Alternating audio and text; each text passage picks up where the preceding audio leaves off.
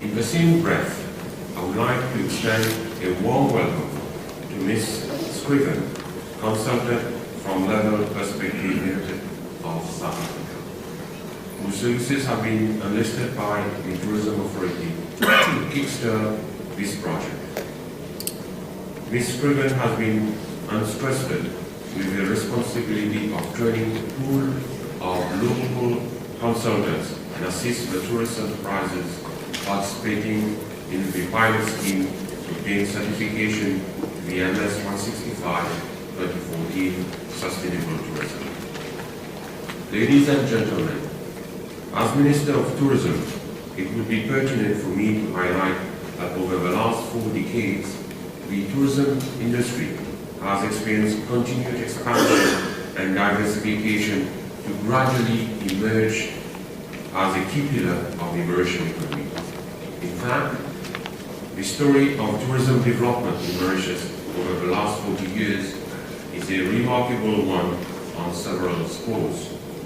First, tourist arrivals increased from 74,597 in 1975 to 993,106 in 2013. Second, tourism earnings increased steadily from 135 billion in 1975 to reach 40.6 billion rupees in 2013. Third, hotel stock increased from 34 hotels in 1975 to 114 hotels in 2013, which is indicative of massive investment injected in this sector over the years. Fourth, the tourism sector generated 100,000 direct and indirect employment in 2013 as opposed to 8,000 jobs in 1975. Last but not least, the tourism sector has had a multiplier effect on the economy as a whole. For every $1 spent on travel and tourism, $3.2 are generated in GDP across the entire economy. And for each job created in the tourism sector, 2 jobs are created in the broader economy. A key success factor for our tourism development is the close partnership between public and private sector in charting the right tourism policies and strategies based on shared vision for the sector. This partnership must continue to grow and reinforce to overcome new challenges and propel the sector to new heights of development. We forecast over 1 million tourist arrivals and over 44 billion rupees as tourism receipts this year. The tourism industry is well positioned for continued growth over the medium term, capitalizing on the rise of Asia and the awakening of Africa.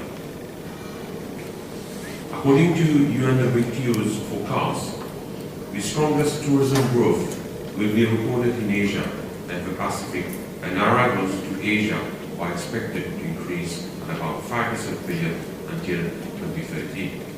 However, let us not overlook the fact that tourism is a volatile and vulnerable industry exposed to a number of exogenous factors, be it economic, social, political, and today, extreme climate change.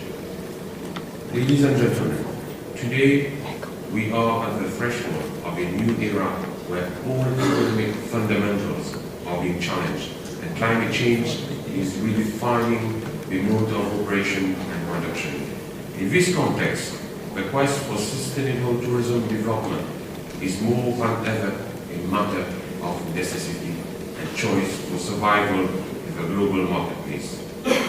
It is imperative for tourism policymakers and tourism operators to position the fight against climate change at the heart of the tourism agenda, underscoring the need for greater responsibility from the sector. There is a need for urgent action at global, regional, national, and enterprise level to move to a low-carbon growth growth path and avert a climate change crisis. In this regard, it is critical for all tourism stakeholders to act now, act together, and act differently to create a climate change smart world, because changing climate and weather patterns are tourist destinations and tourist generating countries can significantly affect the tourist comfort and their travel decision, thereby impacting on tourism businesses as well as host communities. This is particularly relevant for small island states like Mauritius. Ladies and gentlemen, in an effort to promote a green tourism industry, my ministry is implementing a new hotel development strategy that mainstreams eco-friendly practices such as energy-saving devices, renewable energy supplies, and installation of desalination and recycling plants and rainwater harvesting. Measures have also been taken to ensure that the architecture layout and designs of buildings are eco-friendly and are of tropical resort type.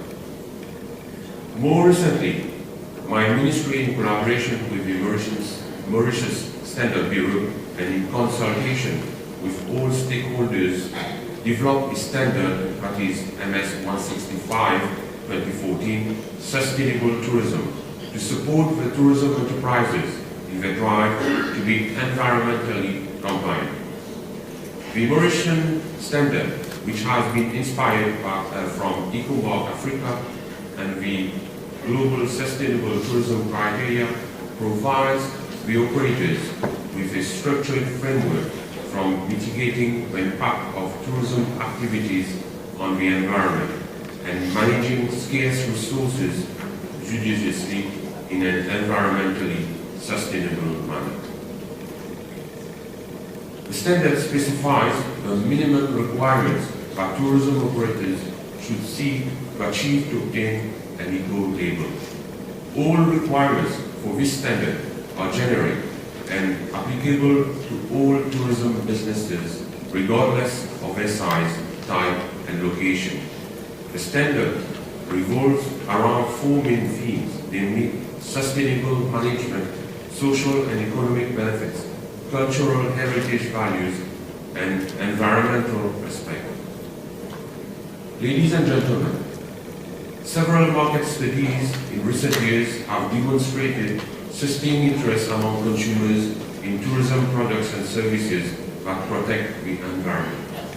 According to the 2012-2013 TripAdvisor survey, 79% of travelers globally think that it is important that accommodation providers have eco-friendly practices.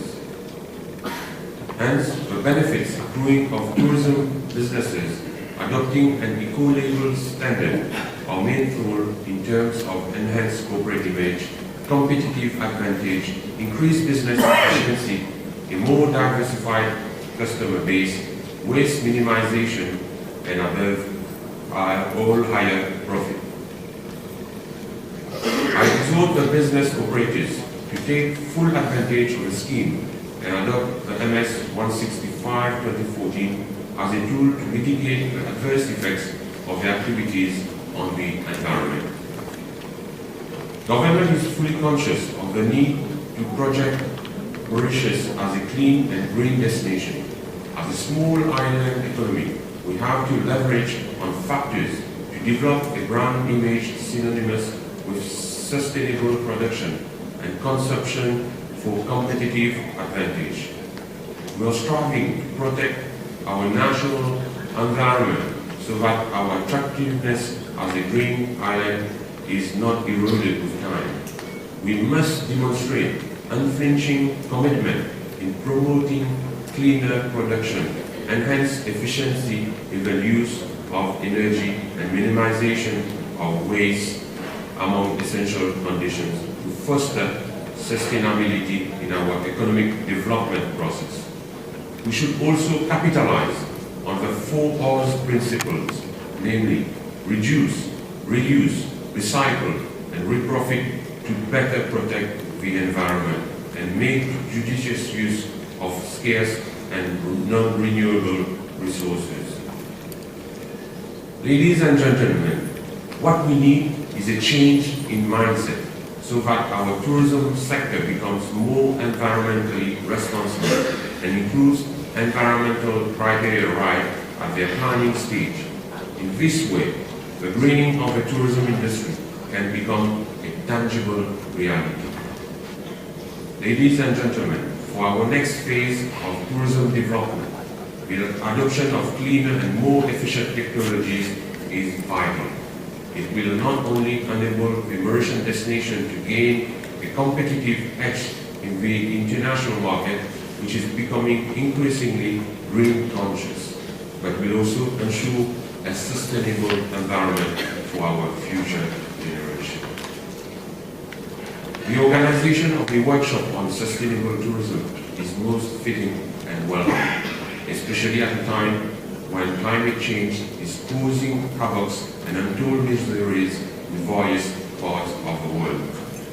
Mauritius is not immune to the adverse consequences of extreme climate change, and we are already facing the threat of flash floods and prolonged droughts. I expect that during the workshop, the participants will have an insight of various benefits that sustainable tourism can bring to operators. Before I conclude, let me acknowledge the hard work of the officials of my ministry for ensuring the successful planning of this workshop, and the active collaboration of the Mauritius Standard Bureau and Maurice Edouard Fund in the implementation of the Eco-Label project. This workshop is just a beginning in the process of our enterprises in the endeavor to adopt environmental friendly practices. With these remarks,